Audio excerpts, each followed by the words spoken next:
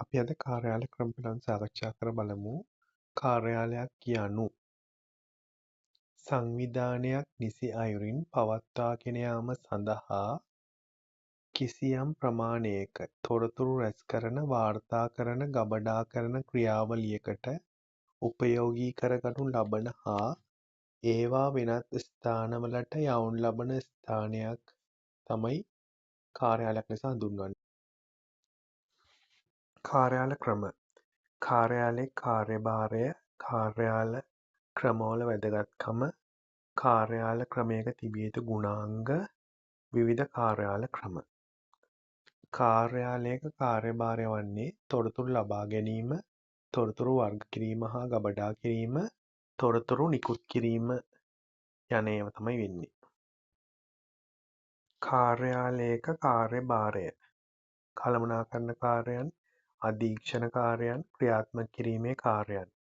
කාර්යාල ක්‍රමයක් යනු කාර්යාලයේ අරමුණක් හෝ අරමුණු කිහිපයක් කරා ළඟාවීම පිණිස කලින් සැලසුම් කළ එකිනෙකට බැඳුණු හා එකිනෙක මත යැපෙන කාර්ය අවස්ථා කිහිපයකින් සමන්විත ක්‍රියාපද්ධතියක් තමයි කාර්යාල ක්‍රමයක් කියලා හඳුන්වන්නේ.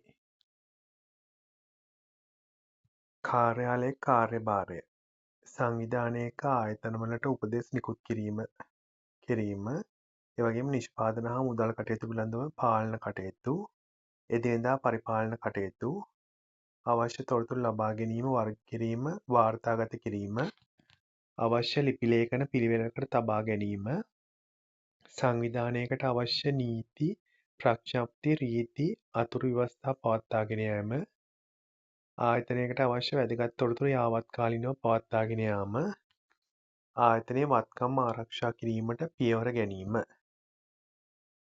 කාර්යාල ක්‍රමයක් යනු කිසියම් ප්‍රධාන කාර්යයක් ඉටු කිරීම සඳහා සකස් කරන ලද හා එකට බැඳුණු කාර්ය පටිපාටි ජාලයක් තමයි කාර්යාල ක්‍රමයක් කියලා කියන්නේ.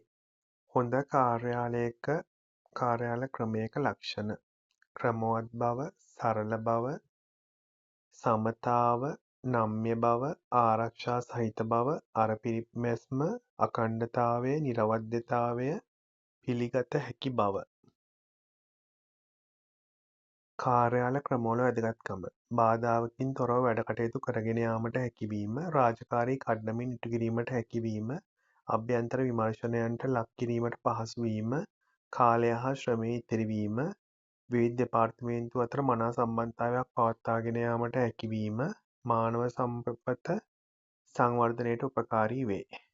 විවිධ කාර්යාල ක්‍රම සංවිධාන සටහන් භාවිතය, වැඩ බලතල වගකීම් බෙදීම, අධීක්ෂණය, විගණනය, අභ්‍යන්තර හා බාහිර, ප්‍රගති පාලනය, විවිධ ලිපි වර්ග භාවිතය, අතුරු පිළිතුරු සිහිකැඳවීම්, රහස්‍ය ලිපි, චක්‍රලේඛ දැන්වීම්, අත්පොත්, උපදෙස් සංග්‍රහ යනාදිය, ලිපිගොනු ක්‍රම භාවිතය, විවිධ ආකෘති පත්‍ර භාවිතය, විවිධ සංවේදන යන්ත්‍ර භාවිතය, දුරකථන, ෆැක්ස්, ටෙලිමේල්, පරිගණක, වෙනත් ඉලෙක්ට්‍රොනික උපකරණ, විවිධ සංවේදන ක්‍රම භාවිතය, වාචික, ලිඛිත, ඉලෙක්ට්‍රොනික මාධ්‍ය, සංඥා සංකේත, ඇමතුම් ආදිය.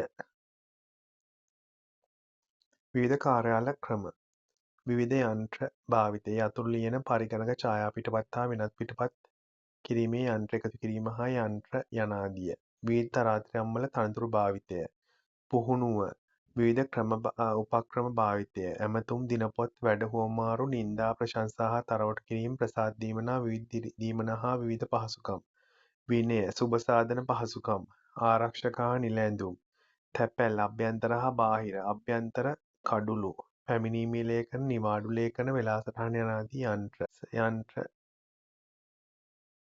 විෂය නිලධාරියෙකු ළඟ අවශ්‍යයෙන්ම තිබිය යුතු මූලික ලියවිලි, රාජකාරී ලැයිස්තුව, රැකියා විස්තරය, ලිපිගොනු ලේඛනය, ලැබෙන ලිපි පිළිබඳ ලේඛනය, ඇමතුම් දිනපොත, වැඩ පියවර, කාර්ය පටිපාටි, ආශ්‍රිත ලිපිගොනු. මේ විස්තර මගින් අපිට කාර්යාල ක්‍රම පිළිබඳව යම්කිසි අවබෝධයක් ලබා ගන්න හැකි වුණා.